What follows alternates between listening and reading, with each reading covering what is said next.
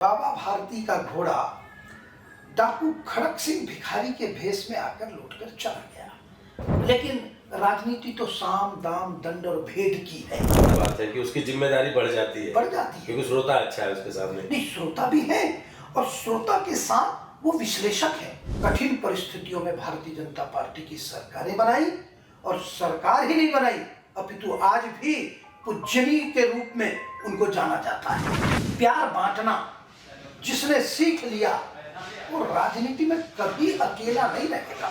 जिसको कांग्रेस का खजांची बोला जाता हो, मोतीलाल वोरा जी, उनके सामने आप अल्पमत में भी खड़े रहे, डटे रहे। और दिग्गी राजा जिनका मतलब एक माना जाता है कि अलग कांग्रेस की चाणक्य नीति तय करने वाले थे, उनके शासन को भी आपने मात दे दी। नहीं, मात क्या दिया, मैं दिग्विजय सिंह की इस बात से प्रभावित था। अब इस मानसिकता के दो पहलू हैं। एक तो यह है कि मैं करूं क्यों, मैं करूं क्यों, तो मैं थोड़ा भावुक भी हूं और संबंधों को जीने का मजा लेता हूं। तो उन्होंने मुझे ओपनिंग बैट्समैन बनाया। राज्यपाल के अभिभाषण पर मेरा नॉन स्टॉप 1.5 घंटे का भाषण आज भी विधानसभा के अंदर है। सब सन्न रहे जब स्पीच शुरू हुआ। गंगा जल, नारियल और चावल लेकर के मैंने सीट का विसर्जन कर दिया। मतलब ये कुर्सी के लिए पूरी दुनिया पागल हो जाती है, टिकट के लिए लोग भरते हैं, मार काट कर लेते हैं, सारे प्रचंड जितने भी प्रपंच हो सकते हैं सब कर लेते हैं, और आपने विसर्जन लेना है। और मजे की बात, शपथ लेना है, हमारे पास वो कपड़ा नहीं था। एक कांग्रेस का विधायक ऊपर रुका था उनकी डील डॉल का, उनका नाम धर्मजीत सिंह। सवेरे उनसे कपड़ा लिए और जाकर के शपथ लिए। तो ये भी दौर था कि भाजपा का केंद्रीय मंत्री जो मतलब जो शपथ ले रहा है उससे, और कांग्रेस की कुर्ते में जा रहा है। तो नया ओबीसी का सूटकेस, लोग सोचे गांधी जी माल लेके आए हैं। अगर मैं कहता था मतलब सुबह आप राजनांदगांव में भाजपा के मोतीलाल वोरा बन गए थे। मतलब भाई बनना पड़ेगा। तो फिर चुनाव जीते डॉक्टर साहब। तो वो जो सल्तनत थी, आप विसर्जन में विजय का सृजन करते जा रहे थे। अब उसमें ये था कि भाई मैं विसर्जित हुआ तो अब मैं जो विसर्जन का बीज डला तो एक नई चीज का सृजन होगा। दायित्व तो समय समय पे बदलता। मेरी लोकसभा में हम 5 एक्स-एम-पी है। ये भी अलग तरीके का तजुर्बा है। एक तजुर्बा है। इस जीवन यात्रा के बारे में सोचिए आप। कि जैसे लालू जी बोले कि मेरे पैदा होने से पहले अंग्रेज भाग गए थे। तो उस टाइप का मेरा कहना है कि ये जो लोग हैं ये समाज के, राष्ट्र के धरोहर है। इनकी अनुभव, इनका ज्ञान, इनका तजुर्बा आने वाली विकसित भारत के निर्माण में बड़ी भूमिका।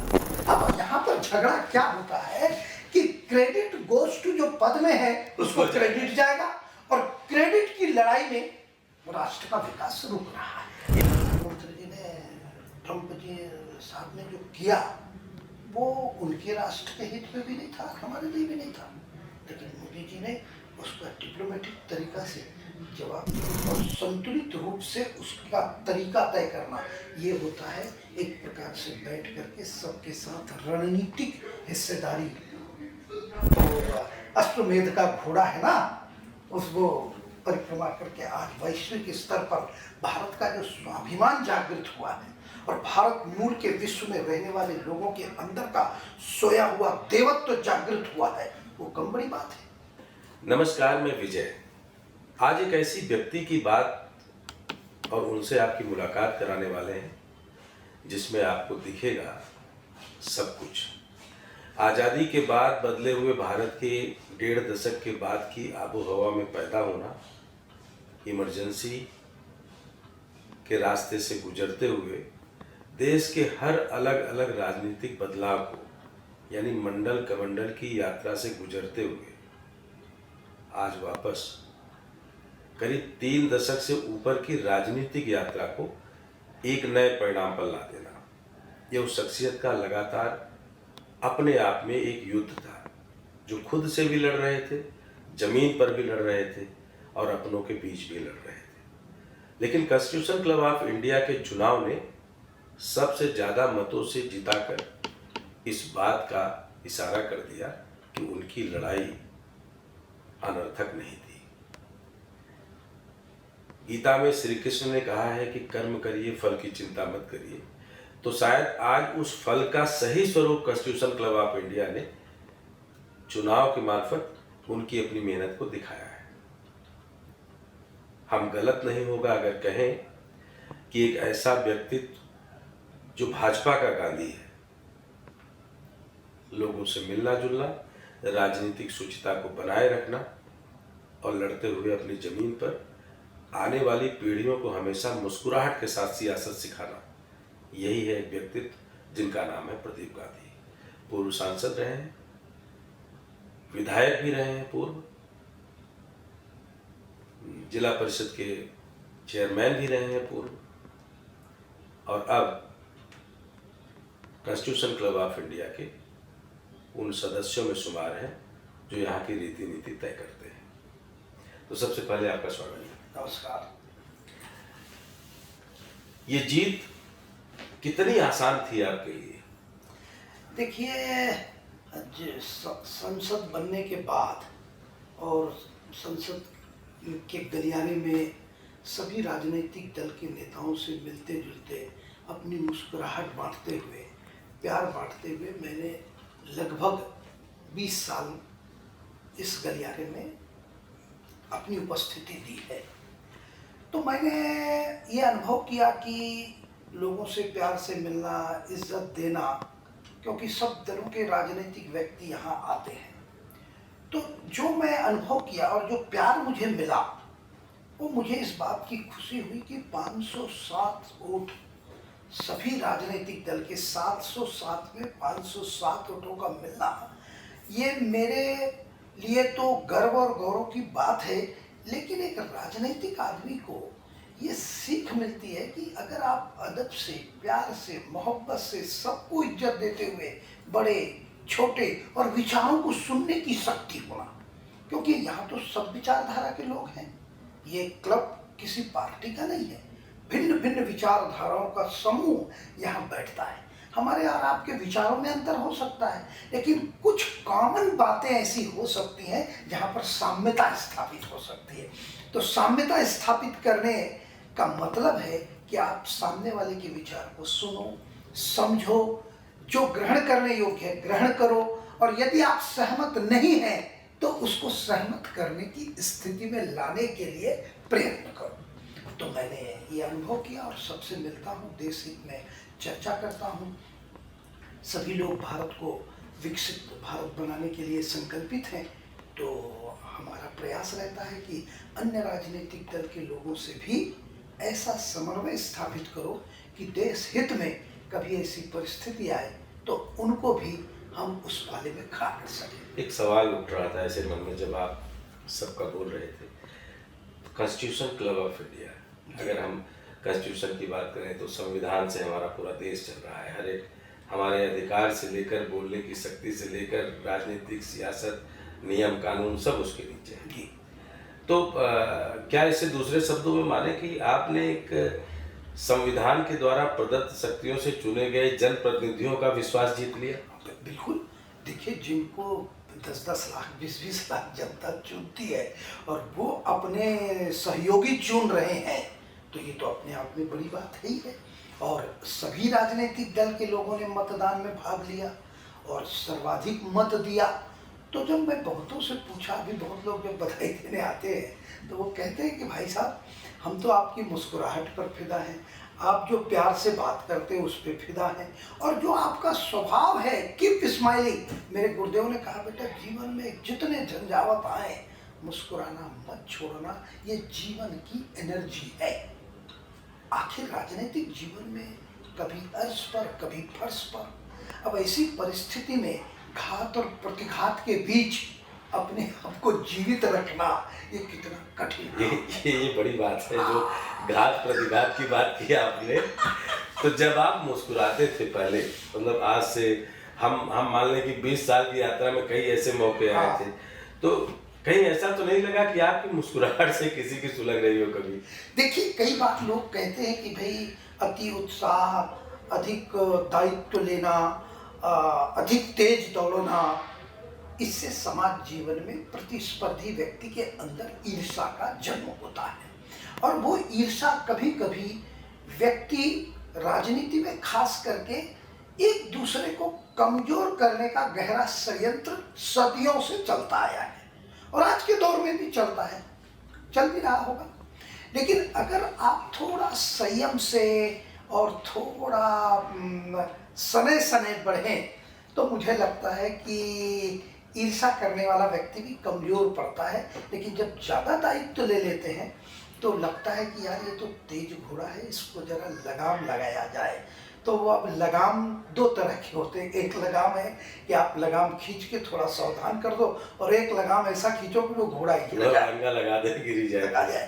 तो हमारे इस राजनीतिक यात्रा में एक पड़ाव ऐसा आया, उस पड़ाव को हमने अनुभव किया, समझा, झेला और दिल्ली जैसी जगह पर आने के बाद यदि सावधानी नहीं बरते तो यहाँ पर हर पल संकट का दौर खड़ा रहता है। मतलब दुर्घटना घटने की पूरी संभावना है यहाँ पर 100%। क्योंकि आप तो छत्तीसगढ़ के गली रास्ते पे जब निकलते हैं, घाट आता है तो आपको तीखा मोड़ है, ये पहले तो बोर्ड भी नहीं होते थे ऐसे। यस, पहले तो अनुभव था। अब वहां से दिल्ली आना। हाँ, तो दिल्ली आने के बाद जो हमारे साथ जो पार्लियामेंट में एक जो घटना घटी थी, जिसको मैं कभी कभी उल्लेख अब नहीं करता क्योंकि अतीत सो व्यतीत, अतीत की स्मृतियों को ज़्यादा कुरेदना ठीक नहीं होता है।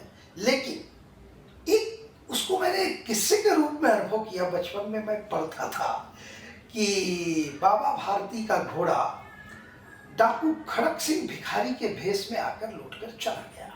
बाबा ने कहा, बेटा इस दुनिया के भिखारियों से विश्वास उठ जाएगा, तो यदि सीधे डाकू के रूप में आता और लूट के जाता तो कोई बात नहीं थी।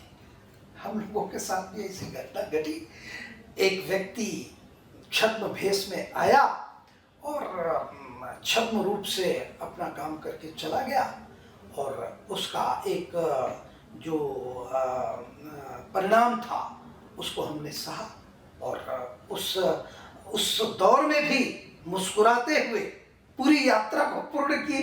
ठीक है, दायित्व का पार्टी निर्णय करती है, कभी पार्टी दायित्व में रखती है, कभी नहीं रखती, कभी संगठनात्मक कार्य में लगाती है। मगर मैं सब राजनीतिक पार्टियों से आग्रह करूंगा, जिस राजनीतिक कार्यकर्ता को आप गढ़ते हैं, आगे बढ़ाते हैं, राजनीतिक जीवन में मनुष्य दुर्बलताओं का पुतला है। हर व्यक्ति के अंदर कुछ ना कुछ दुर्बलता है। यदि दुर्बलता पर विजय प्राप्त कर लिया तब तो वो ऋषि मुनि और ईश्वर की कैटेगरी में आगे बढ़ जाएगा। लेकिन राजनीति तो साम दाम दंड और भेद की है। तो अब अगर उस कलेवर को लेते हुए चलेंगे तो आपको आचरण में कुछ दिखना पड़ेगा और कुछ करना पड़ेगा। तो आचरण की शुचिता तो रहेगी। तो ऐसे परिस्थिति में भी अगर संकट कार्यकर्ता पर आए तो आत्मबल और मनोबल बढ़ा करके उस कार्यकर्ता की एनर्जी का पॉजिटिव उपयोग राष्ट्र विकसित भारत के निर्माण में करना चाहिए। अरे ये बड़ी बात है। अब आपने लगातार 2 दशक बतौर कार्यकर्ता आप उस दुर्योधन से लड़ते रहे जो छद्मवेशी था, और अब कॉन्स्टिट्यूशन क्लब का चुनाव आ गया, तो क्या कहेंगे? जो लोग लिख देते हैं कि एक्स एमपी, तो ये जो एक्सपीरियंस्ड एमपी का रूप आपने दिखाया, तो इस एक्स वाली पावर को जो आपके जैसे तत्कालीन या अभी जो समकालीन भी रहे हों या फिर आपके बाद भी आए हों, जो पूर्व हो गए हैं, उनको तजुर्बेदार की भूमिका में लाने का कोई योजना है? कोई? देखिए, हम तो ये कहते हैं कि आज ही हमारे बड़े भाई ब्रजभूषण शरण सिंह जी के साथ हम जिम में थे। उन्होंने कहा, गांधी जी 65 से 90 की उम्र में व्यक्ति और अधिक परिपक्व होकर के उसका माइंड जो है वो विकसित हो जाता है। और उसी समय संजय जाजू आ गए, सीनियर IAS अफसर हैं और भारत सरकार में सेक्रेटरी हैं। उन्होंने अपनी पिता की स्मृतियों के साए तले एक ऐसी मार्मिक रचना सुनाई कि हम सबका मन गदगद हो गया कि व्यक्ति अपने अनुभव से क्या क्या तत्वांश निकालता है। और उन्होंने अपनी पिता की एक बात बताई कि एक है गणित, विज्ञान, कला और फिर आध्यात्म। ये सर्किट चलता है जीवन में। व्यक्ति, विज्ञान, मतलब अपने जीवन चर्या को। फिर एक समय के बाद उसके अंदर कला जागृत होती, लेखन, कलाकारिता, कुछ करना, वक्तृत्व कला, हर प्रकार की कला। और फिर एक उम्र के पड़ाव के बाद आध्यात्मिकता की ओर जाता है, और जब आध्यात्मिकता की ओर जाता है तो एक निचोड़ रूप में वो तत्वांश समाज के सामने देता है। मैं तो हर राजनीतिक पार्टी के नेताओं से आग्रह करूंगा कि जो अनुभव से परिपक्व जामवंत है उनको हनुमानों के साथ मिलाइए।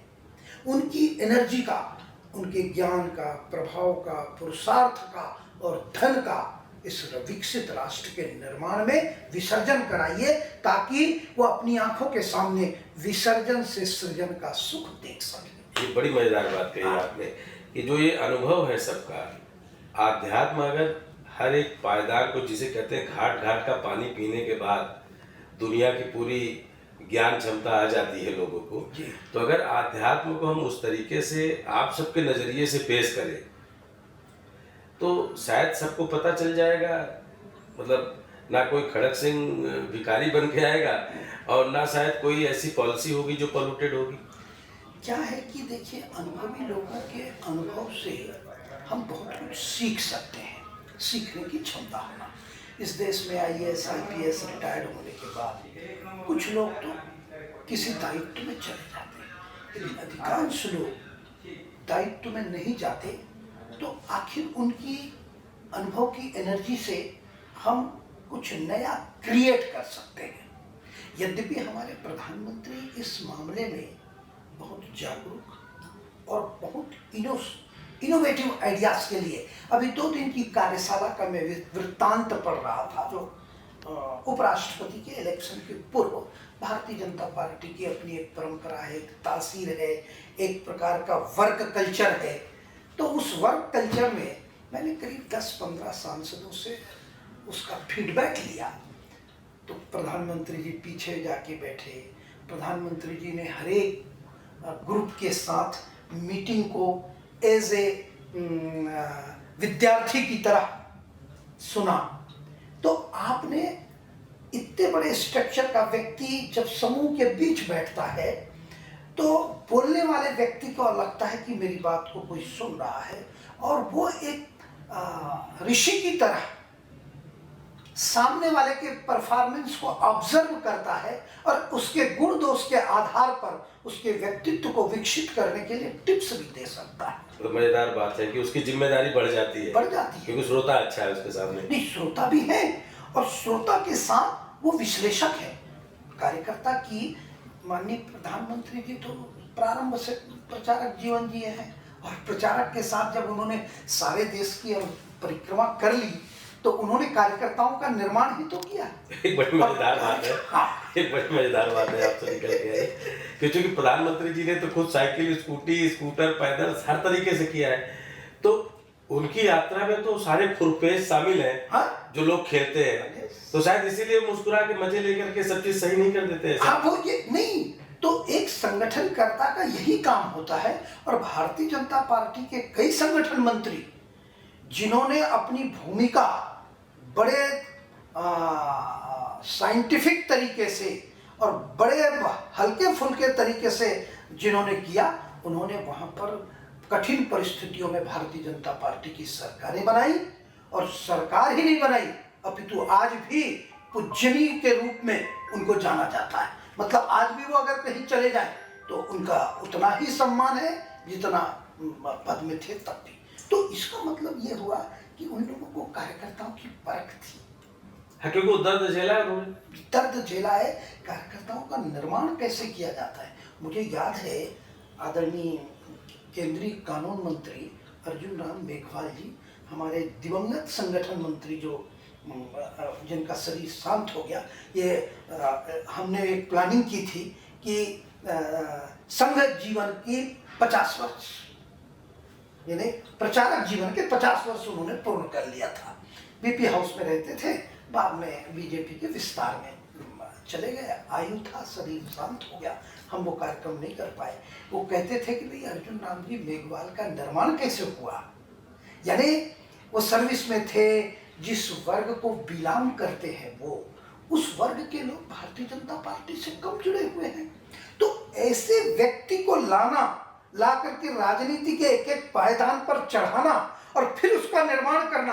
आज वो देश के कानून मंत्री हैं, लोकप्रिय व्यक्ति हैं, आईएएस के साथ साथ वो जो है सर्विस में भी रहे, और आज कम से कम बीकानेर जैसी सीट से, और आप यहाँ देखिए पार्लियामेंट के गलियारे में क्या प्रेम से मिलेंगे, इज्जत से बात करते हैं। कमरे में चले जाओ तो कहते हैं गांधी जी कुछ खाएंगे, राजस्थान का कोई ना कोई आइटम उनके पास आपको मिलेगा।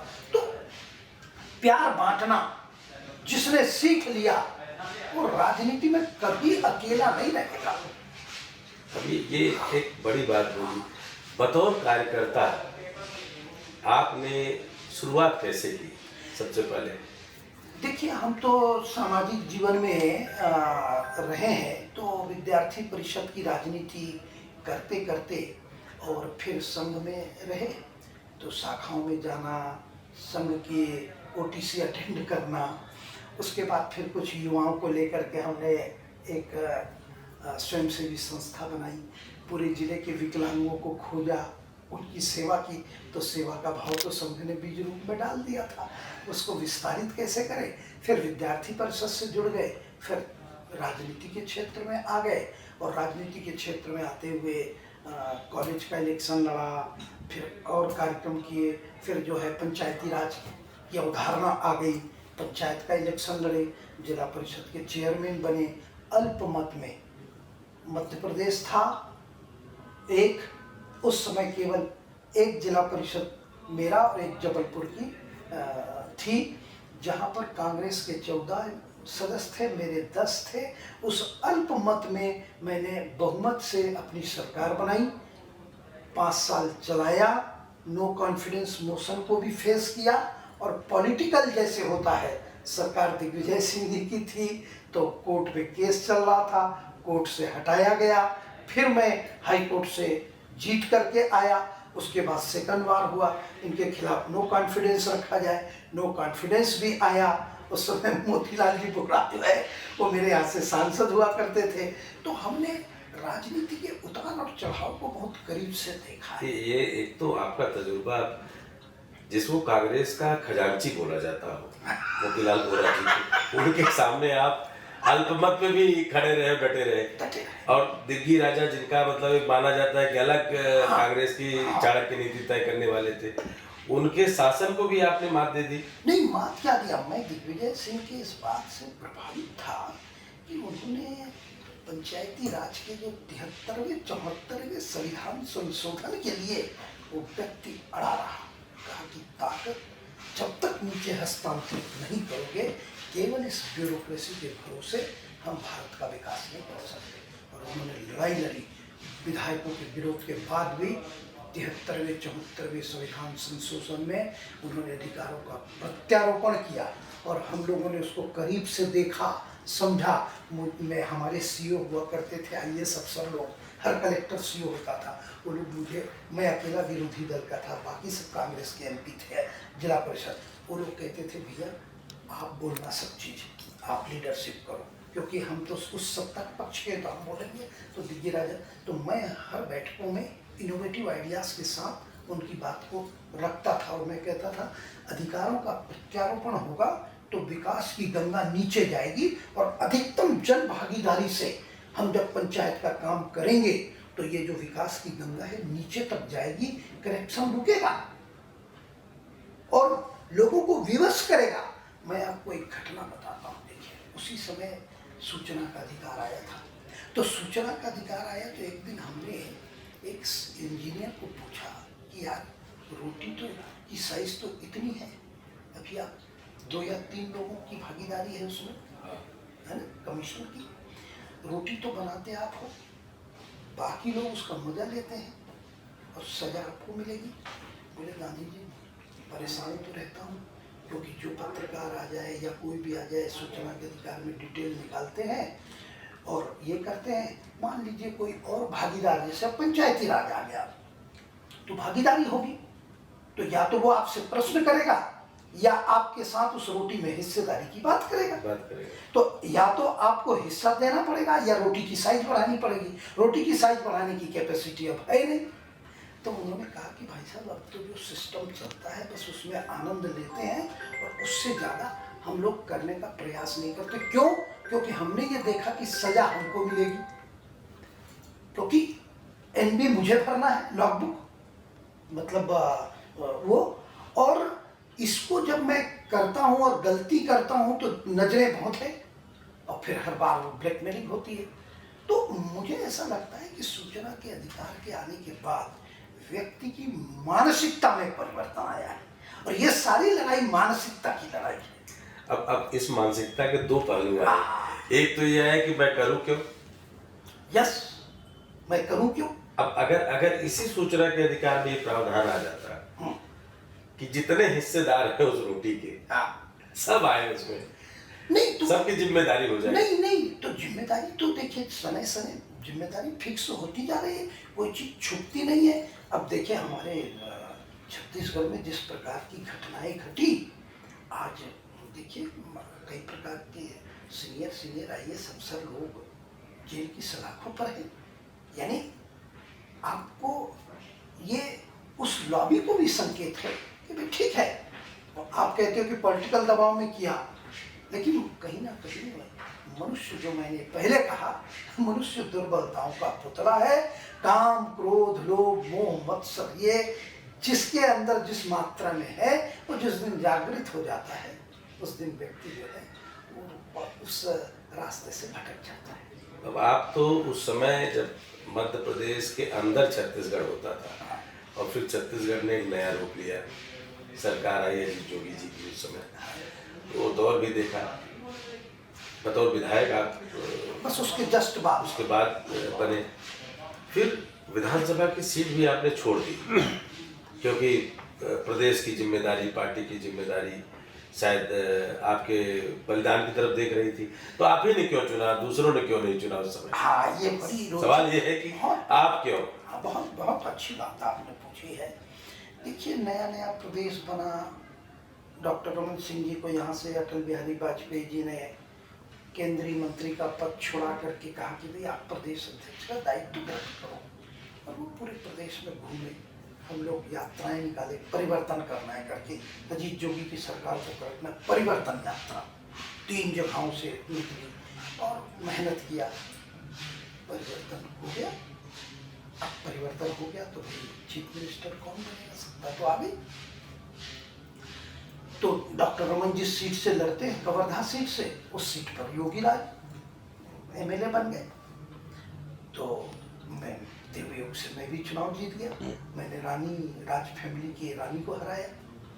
तो अब शपथ हो गई, सब खुशी का माहौल हो गया। डॉक्टर रमन सिंह ने चीफ मिनिस्टर की शपथ ले ली।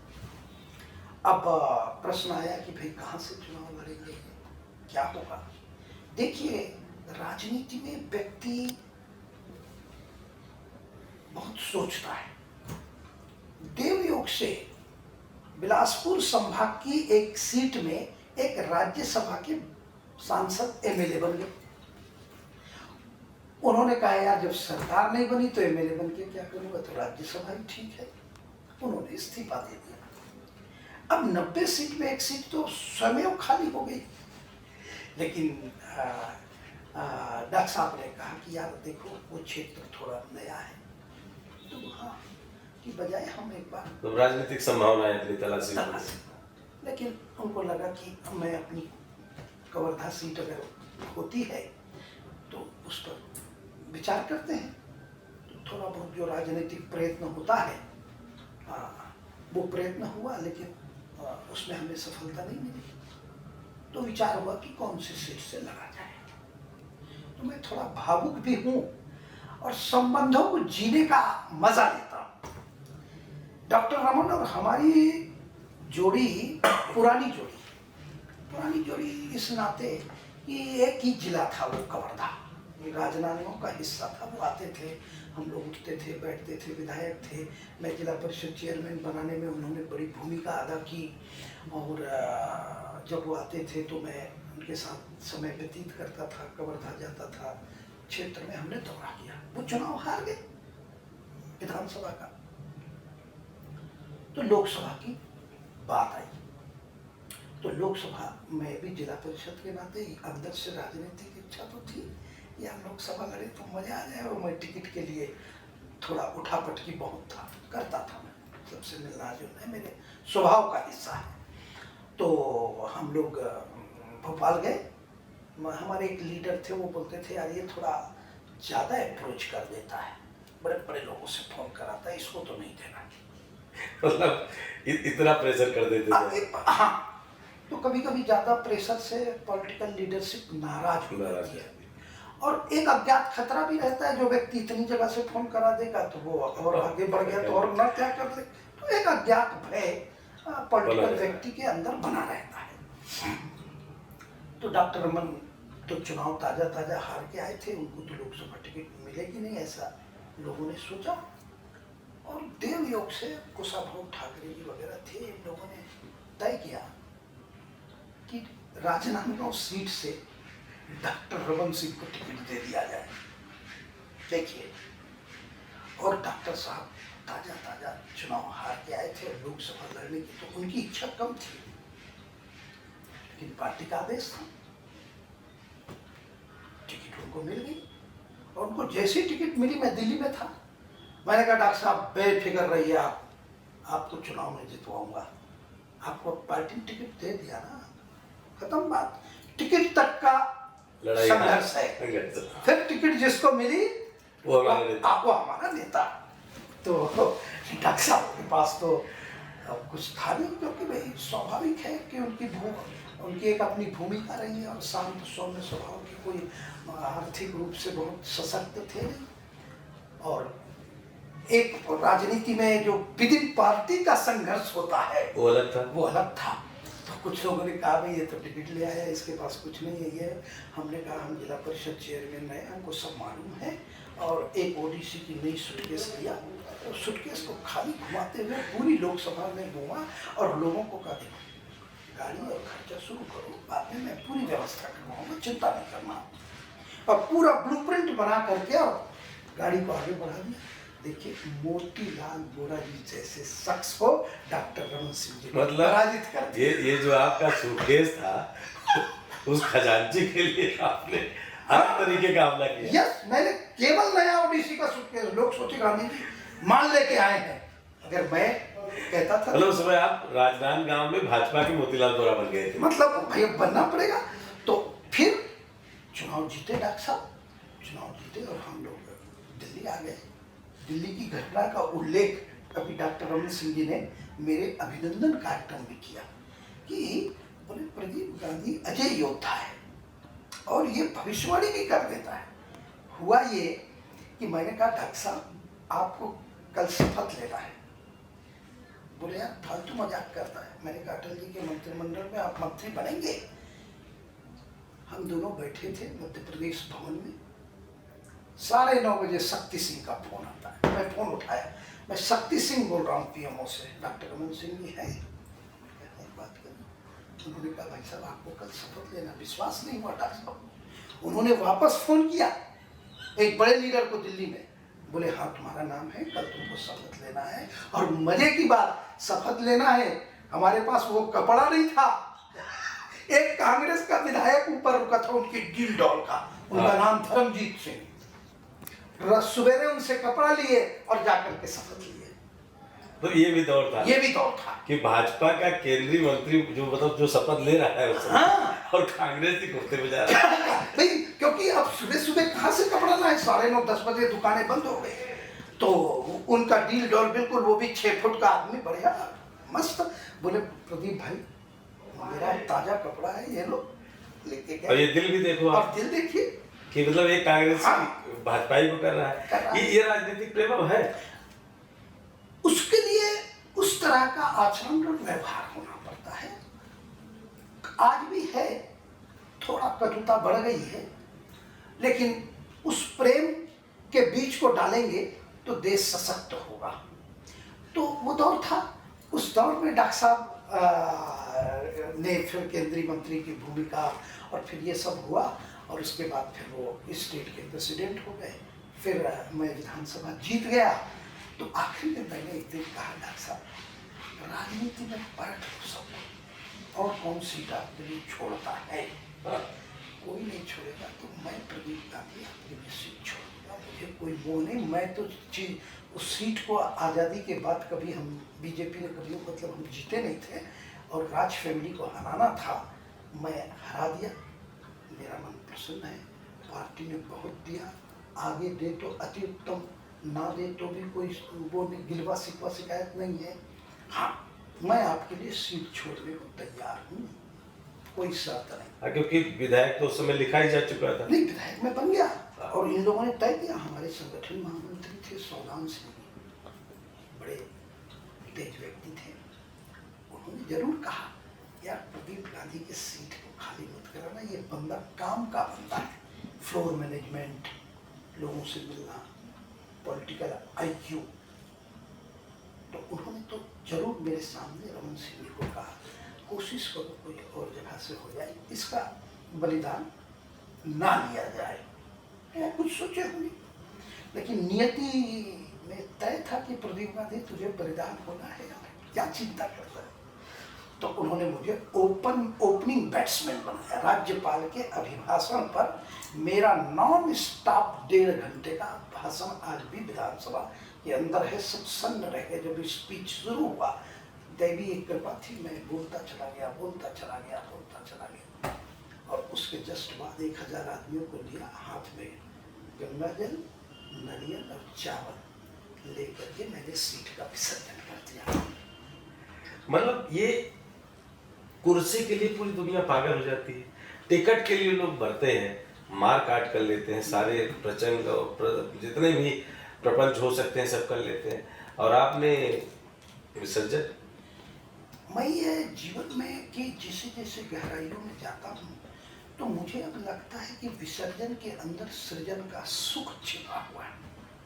अब ये इसको दूसरे रूप में देखिए, हमने कोई शर्त नहीं रखी, पार्टी हमारे में तो पार्टी महान है और पार्टी का जो आदेश है उसको पालन कर रहा है। तो टिकट मिली, जीत गए। जीतने के बाद आदमी सोचता है यार, देखिए वो धर्मजीत जी बोले यार मैं डॉक्टर साहब को कहा था इसको 6 महीने के लिए मंत्री तो बना दो, जब इस्तीफा लेना ही है ना, जब इसको बलिदान करना ही है तो इसको टैग तो लगा दो।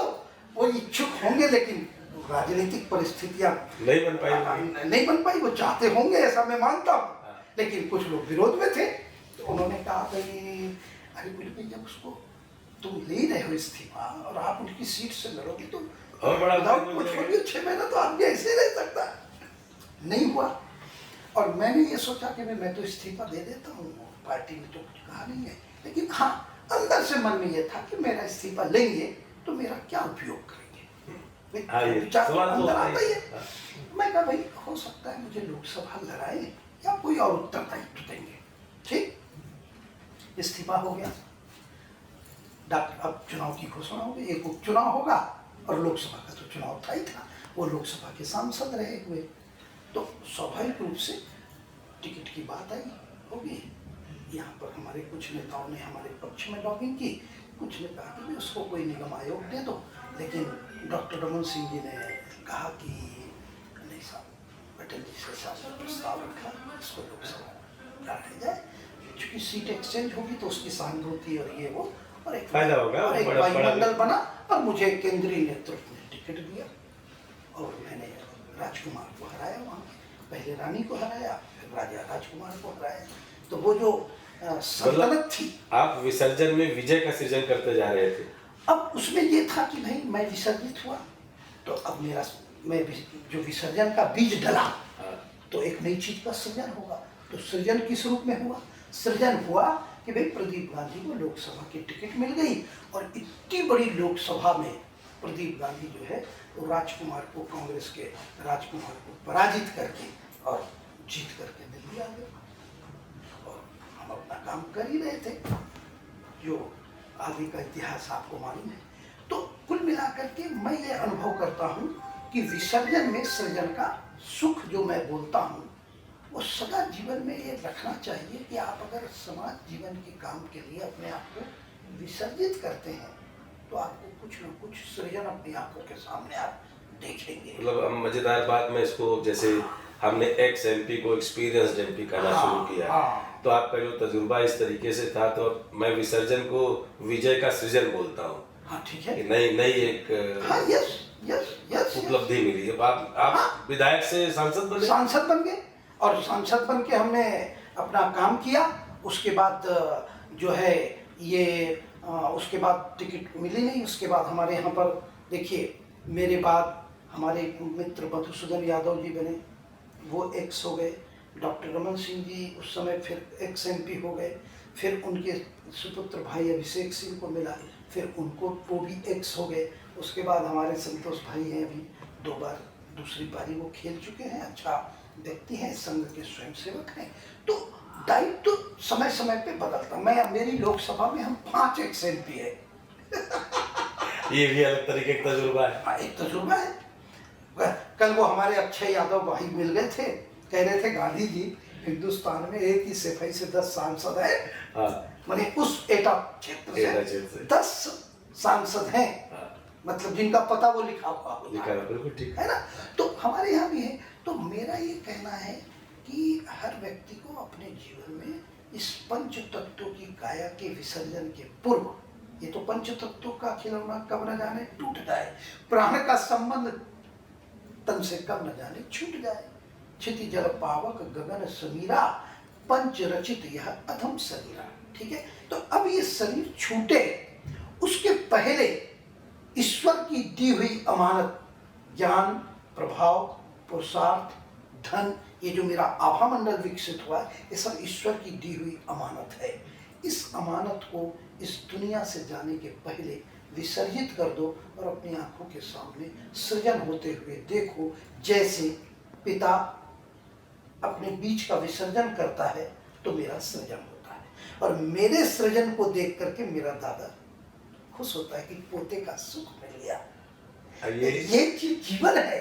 ये जीवन विसर्जन में जो आनंद है, वो आनंद जो है वो दूसरी चीज। तो मैं कभी कभी ऐसे सोचता था, जब छत्तीसगढ़ जाता हूँ, तो जब राजनांदगांव की बात करता हूँ तो मैं बोलता हूँ कि यहाँ राज भी है, नंद भी है, गांव भी है। ठीक है। और सबसे मजेदार बात यह है कि जिस कांग्रेस के खजाने को पूरी तरीके से संभाला मोतीलाल वोरा जी ने, उनकी भी वही कर्म भूमि रही। हाँ ना। तो कुछ सीखा आपने विपक्षियों से, मोतीलाल वोरा जी से कुछ ऐसा सीखा हो जो आपको लगता हो कि आपने उठा लिया? क्योंकि आप तो, अगर मैं बोलूं कि ऐसी सीट पर रहे जो सीट ना जाते हुए बिना बोले पूरे भारत को चला रही थी कहीं कहीं से। अब हाँ देखिए, अलग अलग समय। देखिए मोतीलाल जी वोरा भी एक जमीनी स्तर के आदमी थे। हमारे पिताजी लोग बताते थे कि वो बस स्टैंड में टिकट काटने का काम करते थे। सने सने आगे बढ़ते गए और गुड बुक में रहे, तो निश्चित रूप से उनका एक आभा मंडल तो था। मेरी कई बार उनसे चर्चा होती थी। जब मेरे खिलाफ नो कॉन्फिडेंस भी आया था तो मैंने उनसे 1 to 1 कमरे में बात की थी। भाई ये होना नहीं चाहिए, अच्छी बात नहीं है, लेकिन सत्ता आपकी है, आप जो करना चाहिए कीजिए, लेकिन मैं तो अपने राजनीतिक तरीके से उसका मुकाबला करूंगा।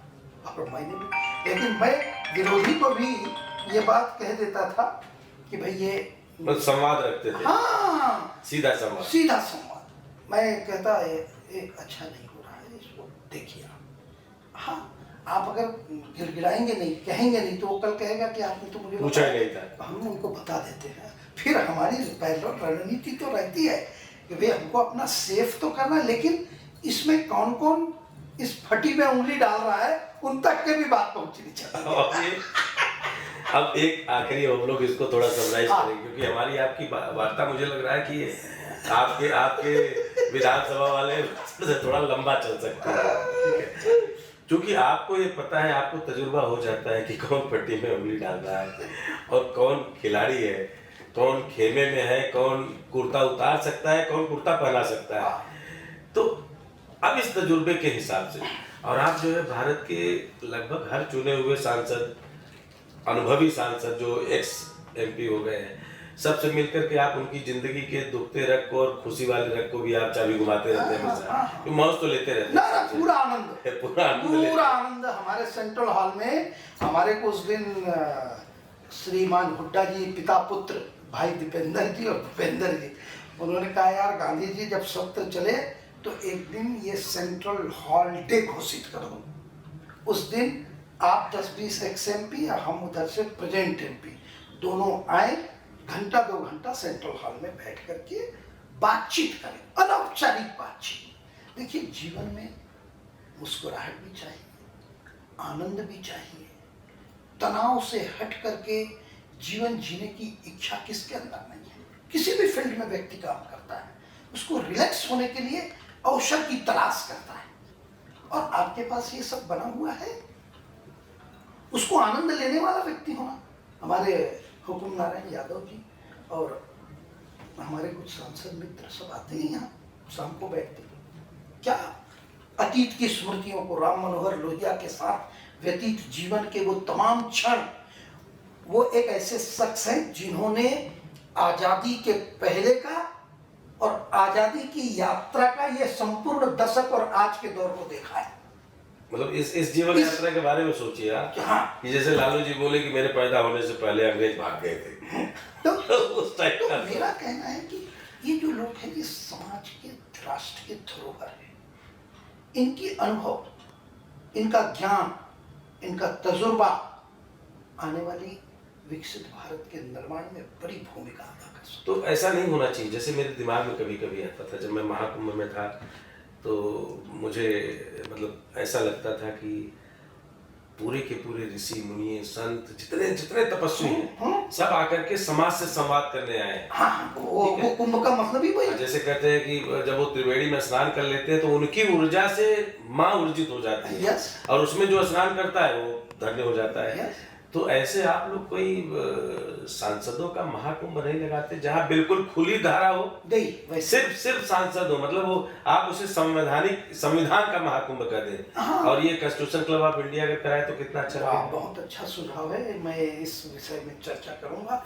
और अभी हम लोग और 1-2 दिन का नहीं हो। हाँ। वो भी वैसे हो, तपस्या हो पूरी तरीके से। हाँ, ठीक बात है। मतलब उसमें सब लोग त्याग दें, अपने जितने बुरे कर्म हैं सब छूट ही जाए सबके उसमें। हाँ, यानी इसी टाइप का हो। क्या होता है कि इस तरह के संवाद सत्र आयोजित होना चाहिए।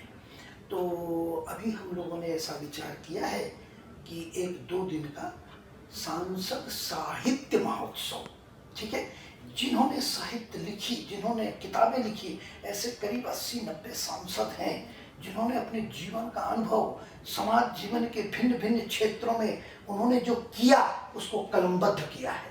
समाज की पीड़ा को भी, समाज की परिस्थितियों को भी, जो जो उन्होंने देखा होगा उसको उन्होंने कलमबद्ध किया है। उन सब सांसदों की किताबों का एक प्रदर्शनी लगे, उनका एक जीवन वृत्तांत हो और वहाँ पर संवाद हो, मंथन हो विषय को लेकर के, और उस मंथन से जो नवनीत निकले वो नवनीत विकसित भारत के निर्माण में लगाया जाए। और हमें लगता है कि एक काम और आप लोगों को करना चाहिए, जो मेरे दिमाग में आता है बतौर जर्नलिस्ट जो देखता हूँ दुनिया को, कि हर मंत्री को उसकी एक मंडली चलाती है। हाँ। एक मंडली तो होती है जो चुनावी टीम वाली होती हाँ। है, एक मंडली होती है जो संसाधन वाली होती है।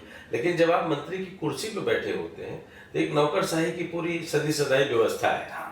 वो कुर्सी के गुलाम होते हैं एक तरीके से। हाँ। तो जो ये कुर्सी की नीतियां जो वो बनाते हैं उसका अनुभव वाला अगर कोई बिल्कुल ओपन माइंडेड खेल हो जाए तो हमें लगता है कि जो पोल्यूटेड नीतियां हैं वो भी शायद सुधर जाएंगी। बिल्कुल सुधर जाएंगी।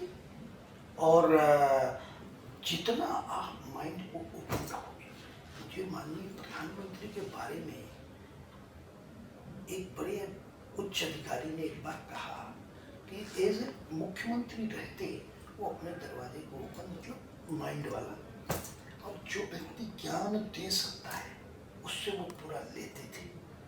क्योंकि मैं भी अब हूँ, मैं अभी क्या करता हूँ, मैं प्रधानमंत्री जी के एक शब्द को पकड़ लिया, लेफ्ट टू लैंड या, तो मैं क्या करता हूँ, मैं तो 100 गया। अब मैं कहा यार प्रदीप गांधी तेरे पास अभी क्या काम है? मैं कहा यार काम तो अभी कुछ नहीं है, तो दायित्व क्या? तो मैंने कहा मोदी जी ने कहा है लेफ्ट टू लैंड या था, तो मैं पूरे हिंदुस्तान के CSIR के लैब का फरमान करता हूँ। लैब में क्या क्या रिसर्च हुआ वैज्ञानिकों से डिस्कस करता हूँ, और वो लैब के रिसर्च को लैंड में पहुंचाने में मेरी क्या भूमिका हो सकती है, तो मैं उनके टेक्नोलॉजी ट्रांसफर की गतिविधियों में उद्यमी तैयार करता हूँ। और आप लैंड से लैब को भी अपडेटेड करते हैं? अपडेटेड करता हूँ कि साहब ये कि लैब में ये एग्जीक्यूशन में प्रॉब्लम फेल है। हुआ। ये आपने लैब में रिसर्च किया, लेकिन ये रिसर्च आज तक उतरा नहीं है। इसमें आप अगर रॉयल्टी ज़्यादा ले रहे हैं तो रॉयल्टी कम कर दीजिए, आप इसको ओपन बांट दीजिए, ताकि उद्यमी तैयार हों और आपके रिसर्च को धरातल पर उतार करके सामाजिक जीवन में परिवर्तन के लिए आपने कुछ बनाया है, तो वो समाज जीवन में ले जाने के लिए व्यक्ति चाहिए। क्योंकि वैज्ञानिक की सोच उद्यमिता की नहीं होगी, वो अपना रिसर्च करेगा, लेकिन रिसर्च को एग्जीक्यूट करने वाला कौन होगा? वो या तो उद्योगपति होगा या उद्यमी होगा, जो पूंजी निवेश करेगा, उत्पादन करेगा, उत्पादन को समाज के बीच में ले जाएगा। अब एक बड़ा रोचक सवाल आ गया मन में, पता नहीं कैसे है, आपसे बात करते करते आ गया होगा, क्योंकि यहाँ भी सृजन ही हो रहा है हर तरीके से। सवाल ये है कि जब एनडीए बना या यूपीए बना, तो सबकी एक कॉमन ऐसी कुछ चीजें थी जिसपे सब सहमत थे, ठीक है। अब लैब टू लैंड को यहाँ ले आते हैं। लैब को मान लेते हैं कि हमारे संविधान की, लोकतंत्र की जो मंदिर है हमारा संसद भवन है, और लैंड में मान लेते हैं कि सभी राजनीतिक पार्टियां हैं।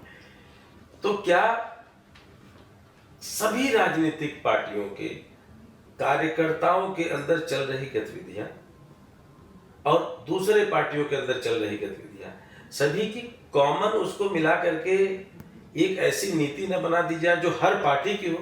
जैसे राष्ट्र सबका, संविधान सबका, लोग सबके।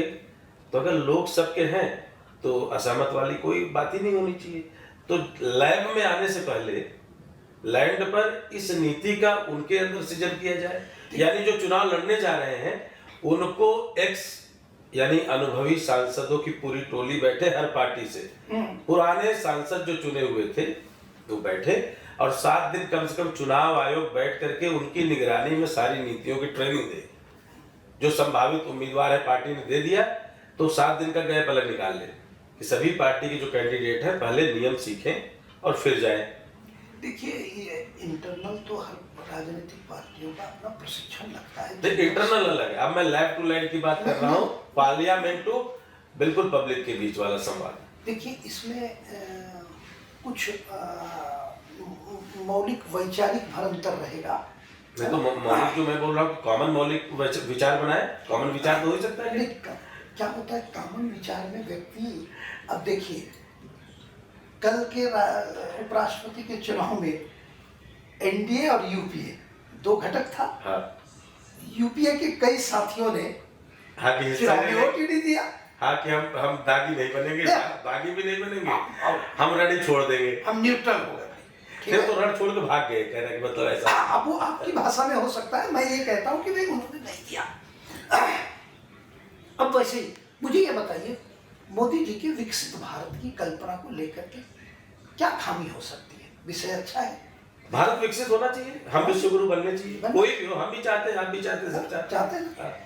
तो आप अगर उनके किसी कार्यक्रम से आप असहमत हैं, तो उसके विरोध में ऐसा तर्क रखिए कि माननीय प्रधानमंत्री जी को भी ये समझ आ जाए कि यार मैं जो नीति लागू किया था वहाँ ये लेकुना था जिसको इन विरोधियों ने प्रकट किया है, मुझे स्वीकार करना चाहिए।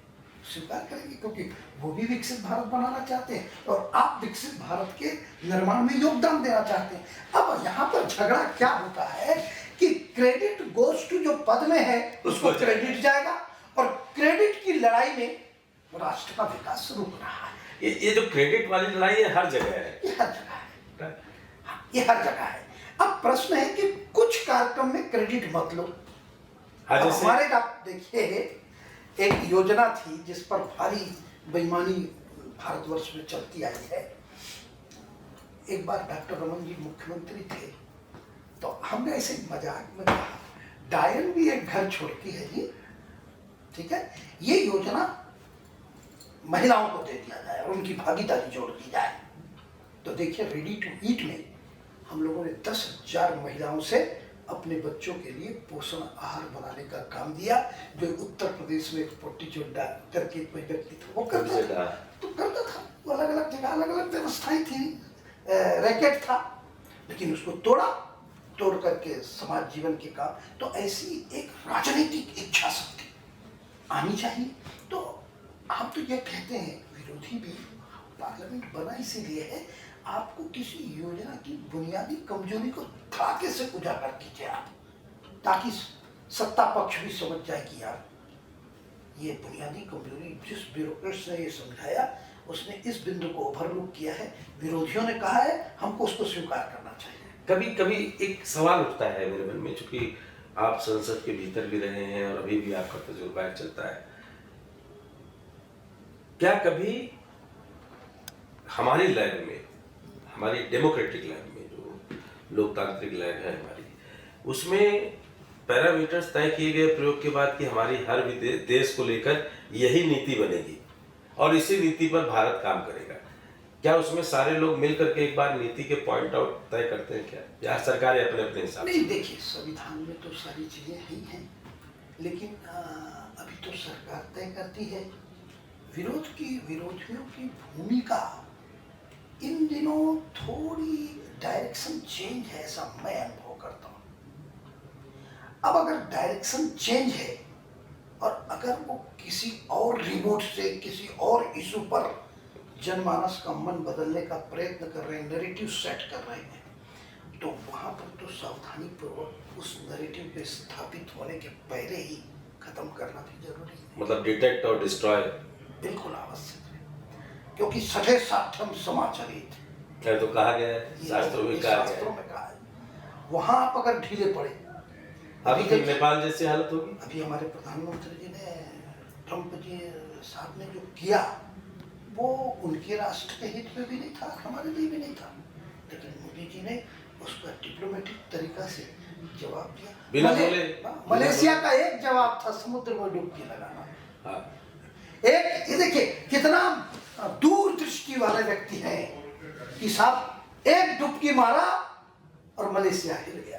तो ये मजेदार खेल सिर्फ हमारे प्रधानमंत्री को आता है, वो इसलिए आता है क्योंकि उनका मुझे लगता है जो घाट घाट तजुर्बा इंटरनेशनल पॉलिटिक्स को समझना, कौन से देश से मेरा क्या संबंध है, मैं कौन सा कदम उठाऊंगा तो उसका क्या प्रतिकूल असर होगा या नहीं होगा, उसकी समझ, उसकी सोच, उसका संतुलित व्यवहार और संतुलित रूप से उसका तरीका तय करना, ये होता है एक प्रकार से बैठ करके सबके साथ रणनीतिक हिस्सेदारी।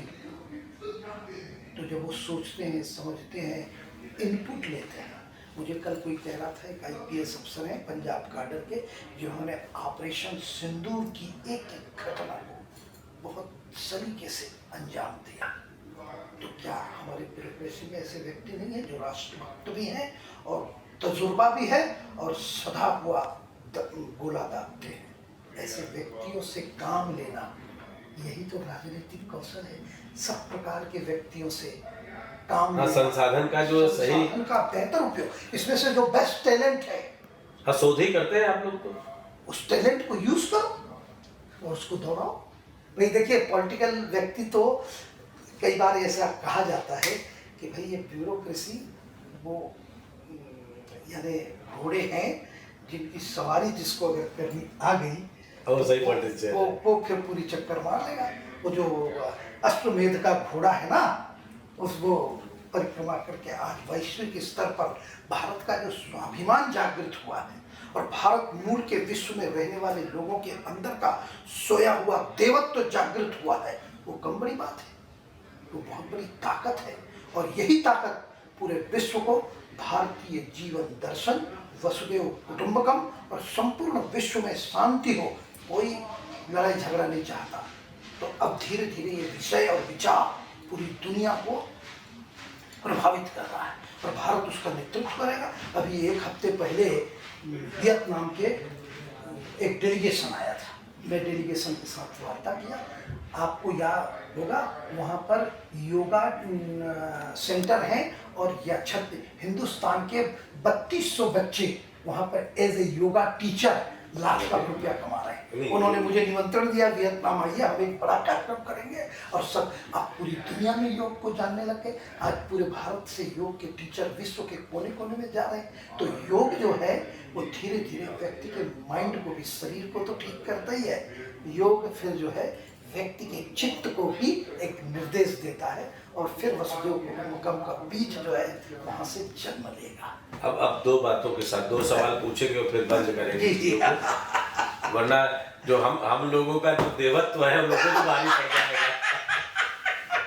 तो एक सवाल तो ये कि 20 साल की यात्रा में ढेरों टीस मिली होगी आपको,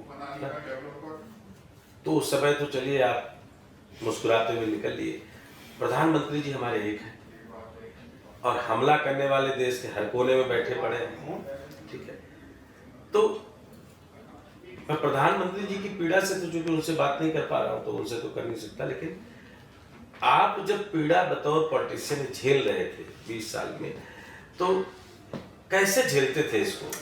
कोई झेलने का मूल मंत्र होगा, शायद इससे बड़ा रूप हो सकता है प्रधानमंत्री जी के पास हो झेलने का। देखिए हमारे पास तो हमारे गुरुदेव ने एक किताब दी है, ये हारिए ना हिम्मत।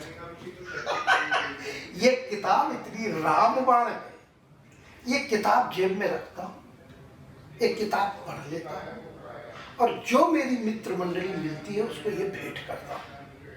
इस किताब ने मेरे महापौर मित्र थे बिलासपुर के, वो हर बार टिकट के लिए आते थे, तो मैं टिकट के दौर में सबको बांटता था। मैं टिकट एक को मिलेगी, मांग रहे हो 20 लोग, एक अनाज 100 बीमार, 99 को निराशा होनी है। उस निराशा से उभरोगे कैसे?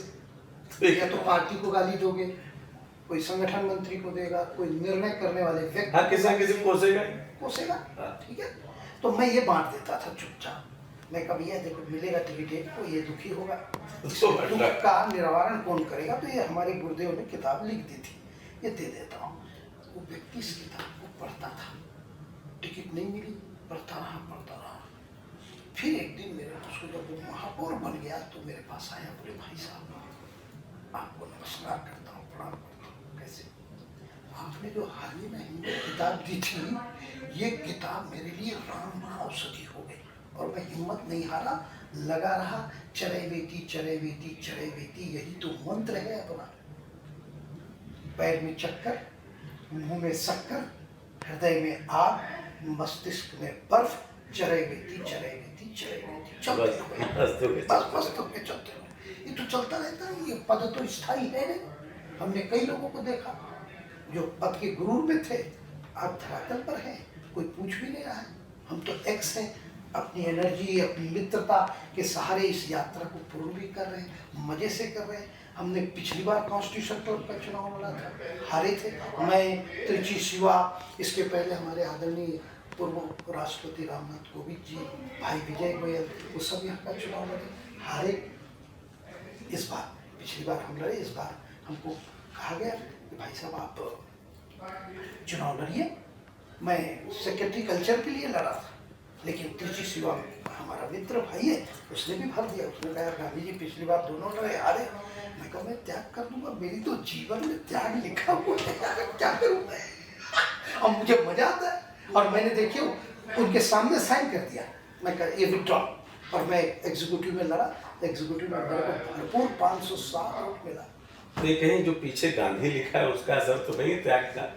देखिए ये भी कभी कभी मैं गांधी का विश्लेषण करता हूँ तो कुछ किताब छोटे छोटे टिप्स लिखता रहता हूँ कि भाई गांधी का के पीछे दर्शन क्या है इसके पीछे। तो मुझे बीच में बहन प्रियंका गांधी मिल गई थी, तो कहे गांधी आप हमारे रिश्तेदार हैं। मैंने कहा नहीं, मैं राजस्थान का हूँ, मूलतः छत्तीसगढ़ में रहता हूँ और मैं वैश्य कम्युनिटी से हूँ। और उन्होंने कहा हम पारसी हैं। फिर उन्होंने अपना गोत्र भी बताया मुझे, वो मुझे याद नहीं आ रहा है। बहुत मधुरता से बातचीत हुई।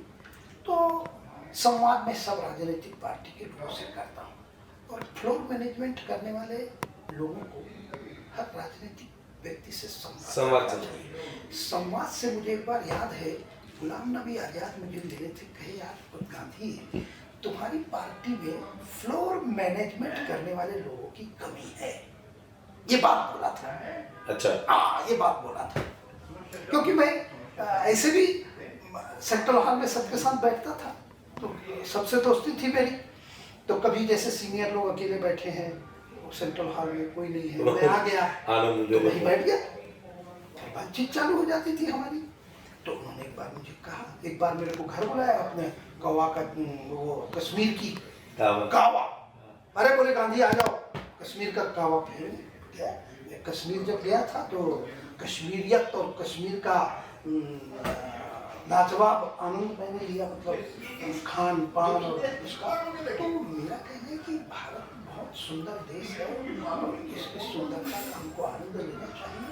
और ऐसे प्रधानमंत्री मिले हैं तो अधिकतम लाभ उठाना चाहिए, जिन्होंने देश को नया मार्गदर्शन दे रहे हैं। तो ठीक है, वैचारिक अंतर है, वो लड़ाई अपनी चलती रहेगी।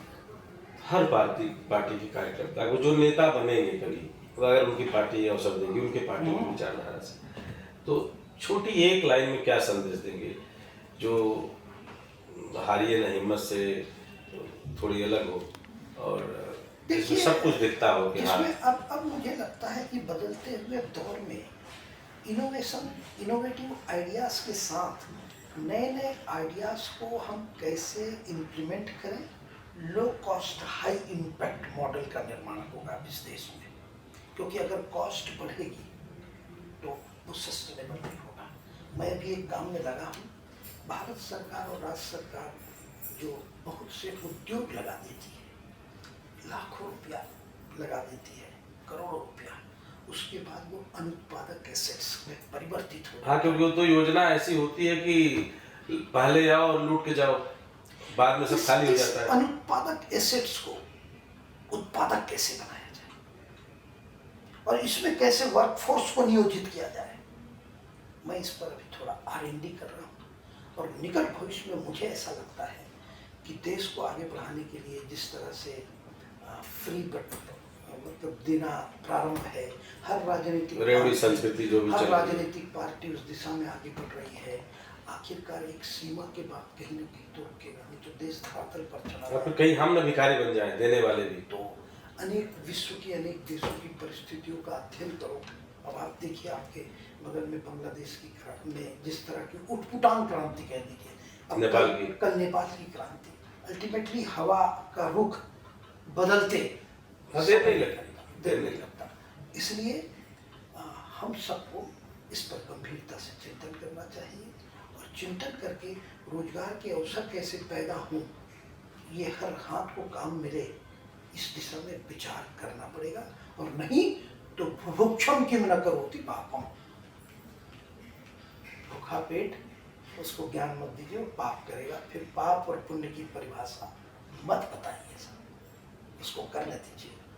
ये बड़ी बात है और हमें लगता है कि प्रदीप गांधी जी के इस अनुभव वाली बातों को सुन करके वो सारे जो एक्स हैं, हर तरीके के एक्स, पूरी दुनिया में हर कोने में जितने भी जिन्होंने अपने नाम के आगे एक्स लिख रखा है, उन सबको अपने अनुभवों से कुछ सीखना चाहिए और उस अनुभव को जैसे यह अपनी लैब में अलग अलग नीतियों को ईजाद करने की कोशिश कर रहे हैं और जाहिर सी बात है वो लैंड पर उतारेंगे भी, तो हर एक आदमी व्यक्ति अगर अपने अंदर अपने आप को लैब मान करके और बाजार में लैंड को ट्रीट करके सीधा संवाद करना शुरू करेगा तो शायद कॉन्स्टिट्यूशन क्लब ऑफ इंडिया की प्रदीप गांधी जी की यह जीत सार्थक हो जाएगी, इनके अपनी विधानसभा सीट का त्याग सार्थक हो जाइएगा।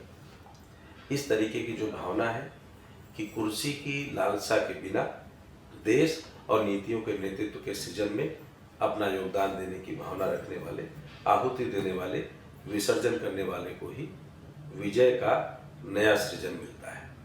आपका बहुत बहुत धन्यवाद। नमस्कार।